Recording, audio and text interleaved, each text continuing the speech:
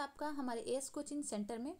अगर आपका subject home science है और आप होम साइंस सब्जेक्ट से किसी एग्जाम की तैयारी कर रहे हैं तो मेरे चैनल पे जितने भी वीडियो वो सारे ही आपके लिए काफ़ी हेल्पफुल होंगे, चाहे वो प्रैक्टिस सेट हो, क्लासेस हो या फिर क्विक रिवीजन हो। आज लगभग हमारा जो प्रैक्टिस सेट है वो प्रैक्टिस सेट नंबर 70 है।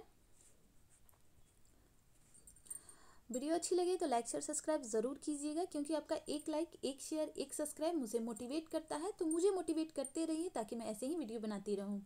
आज लगभग मैंने 10 क्वेश्चन लाए हैं, लेकिन इसके बाद जस्ट आपको 125 क्वेश्चन का प्रैक्टिस सेट मिलेगा। आइए देखते हैं हम 10 क्वेश्चन। ये 10 क्वेश्चन मधुमेह आहार से संबंधित है।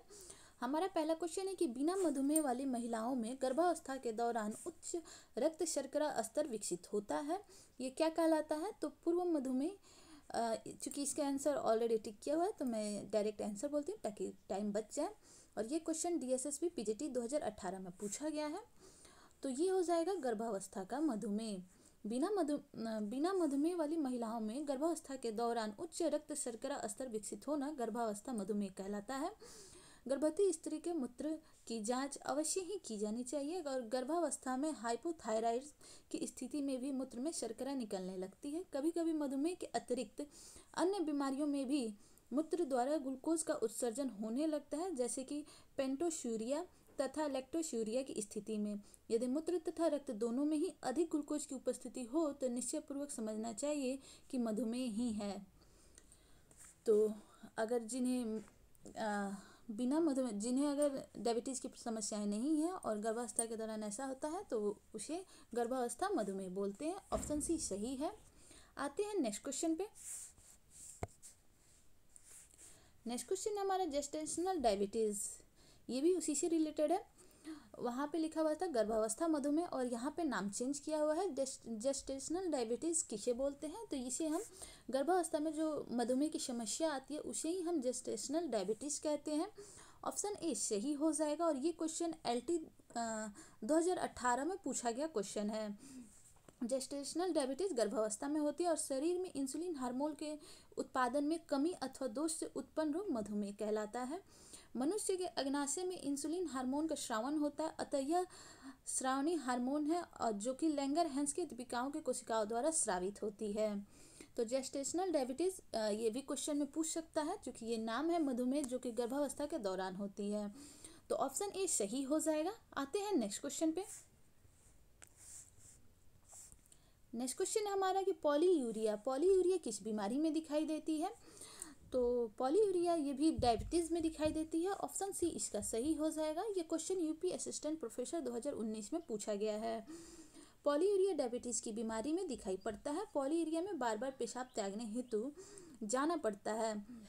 इस अवस्था में अत्यधिक मात्रा में मूत्र विसर्जन होने लगता है और मूत्र के साथ ग्लूकोज का भी निष्कासन होता है। शरीर में इंसुलिन हार्मोन के उत्पादन में कमी अथवा दोष से उत्पन्न रोग मधुमेह कहलाता है, क्योंकि हमने पहले भी देख रखा है। तो यहाँ पे ऑप्शन सी सही हो जाएगा। पॉलीयूरिया किस बीमारी में दिखाई देता है? तो ये डायबिटीज़ में दिखाई देता है और इसमें बार बार इंसान को मूत्र त्यागने की इच्छाएं होती हैं। आते हैं नेक्स्ट क्वेश्चन पे। नेक्स्ट क्वेश्चन है हमारा क्वेश्चन नंबर 4 कि इंसुलिन हार्मोन किस पौष्टिक तत्व के चयापचय में सहायक होता है? तो जो इंसुलिन हार्मोन है किस पौष्टिक तत्व के चयापचय में सहायक होता है? यहाँ पे ऑप्शन सी कार्बोहाइड्रेट सही हो जाएगा। GIC 2017 में पूछा गया क्वेश्चन है। तो इंसुलिन हार्मोन कार्बोहाइड्रेट पौष्टिक तत्व के चयापचय में सहायक होता है। कार्बोज हमारे भोजन का मुख्य भाग होता है, क्योंकि कई बार क्वेश्चन में ये भी पूछता है। तो कार्बोज हमारे भोजन का मुख्य भाग होता है और यह कार्बन, हाइड्रोजन तथा ऑक्सीजन के संगठन से बनता है। और इसमें हाइड्रोजन तथा ऑक्सीजन जल के अनुपात में होते हैं। दो भाग हाइड्रोजन के एवं एक भाग ऑक्सीजन के होते हैं। कार्बोज मुख्यतः वनस्पति जगत में पाया जाता है और यह एक साधारण व्यक्ति के भोजन में 55 से 70% तक ऊर्जा कार्बोज से मिलती है। ये भी एक क्वेश्चन पूछा जाता है कि हमें ऊर्जा साधारणतः किससे ज़्यादातर मिलती है? तो वो कार्बोज से मिलती है। कितना? तो 55 से 70% तक। और कार्बोज जो है वो वनस्पति जगत में पाया जाता है। ऑप्शन सी सही हो जाएगा। आते हैं नेक्स्ट क्वेश्चन पे।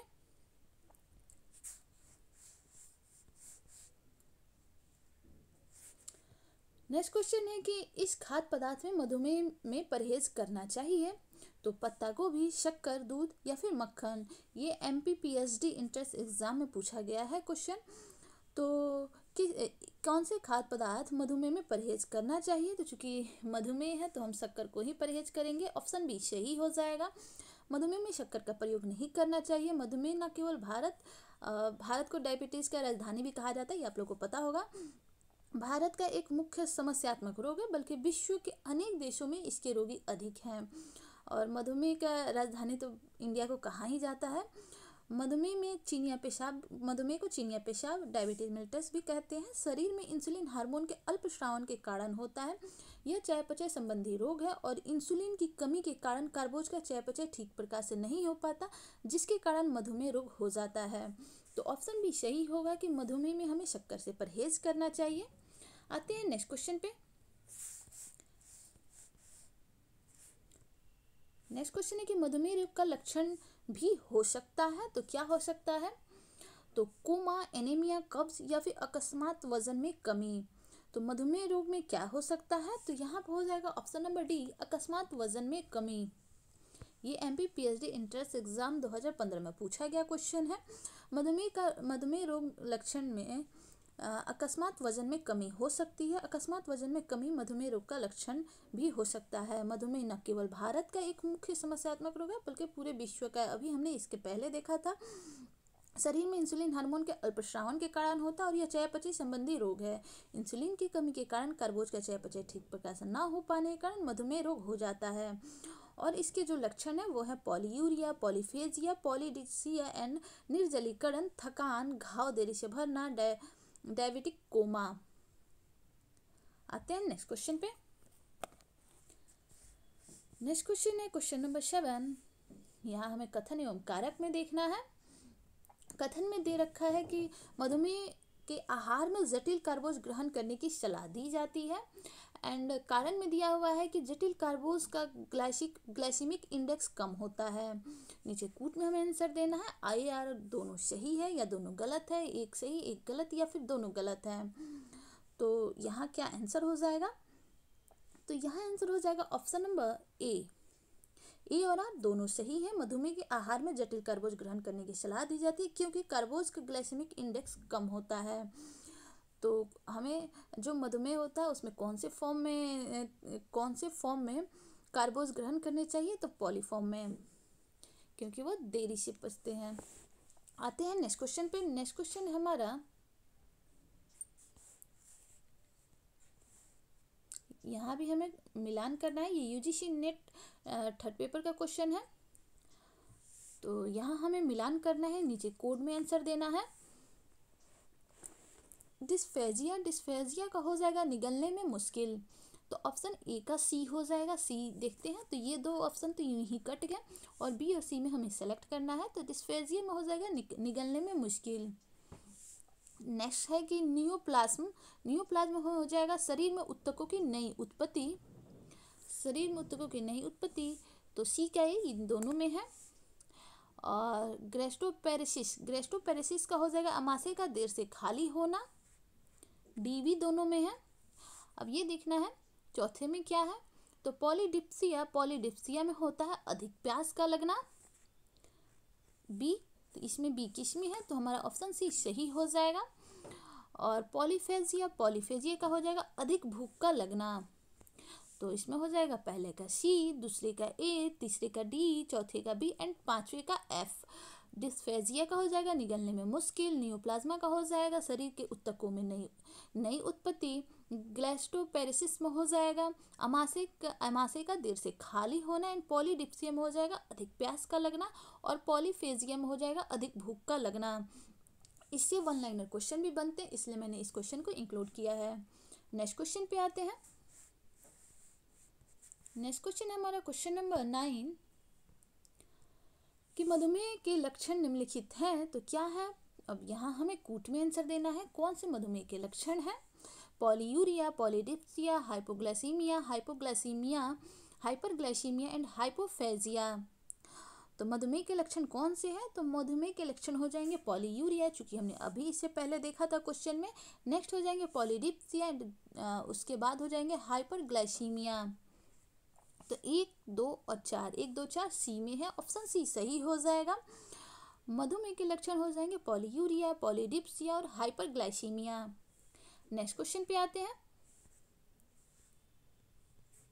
क्वेश्चन नंबर 10 है, क्वेश्चन नंबर 10 है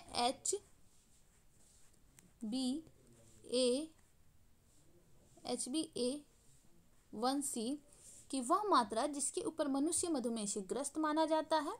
चूंकि इसके आंसर टिक किए हुए हैं तो वो हो जाएंगे ऑप्शन नंबर ए 6.5।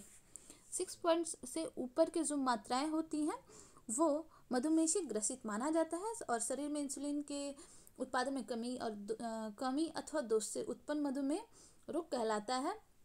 मधुमेह के अग्नाशय से इंसुलिन हार्मोन स्रावन होता है। इंसुलिन हार्मोन ये भी पूछ सकता है क्वेश्चन में, कहाँ से स्रावन होता है, तो ये अग्नाशय से स्रावन होता है और यह अंतःस्रावी हार्मोन है जो लंगरहैंस के दीपिकाओं की कोशिकाओं द्वारा स्रावित होती है एंड इंसुलिन कार्बोज के उपापचय को नियंत्रित करता है।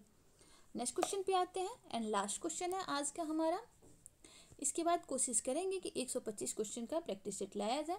फिलहाल अगर आपको ये वीडियो अच्छी लगे तो लाइक शेयर सब्सक्राइब ज़रूर कीजिएगा।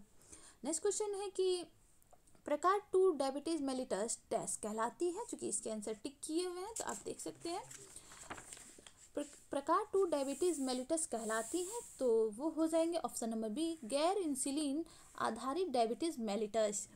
प्रकार 2 डायबिटीज़ मेलिटस गैर इंसुलिन आधारित डायबिटीज़ मेलिटस कहलाती है। डायबिटीज़ ऐसी अवस्था है जिसमें अग्नाशय की जो कोशिकाएं इंसुलिन हार्मोन बनाना बंद कर देती हैं, जिससे कि शर्करा का उपापचय नहीं हो पाता, अतः पेशाब एवं रक्त में शर्करा की मात्रा अधिक हो जाती है। तो प्रकार 2 डायबिटीज़ मेलिटस गैर इंसुलिन आधारित डायबिटीज़ मेलिटस कहलाती है। ऑप्शन बी सही हो जाएगा और ये TGT 2019 में पूछा गया क्वेश्चन है।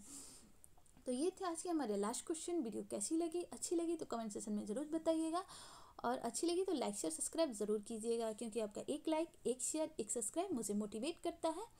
तो मुझे मोटिवेट करते रहिए ताकि मैं ऐसे ही वीडियो बनाती रहूँ। मिलते हैं नेक्स्ट प्रैक्टिस सेट के साथ। कोशिश रहेगी 125 क्वेश्चन लाया जाए। चलिए नेक्स्ट प्रैक्टिस सेट में मिलते हैं। Thanks for watching.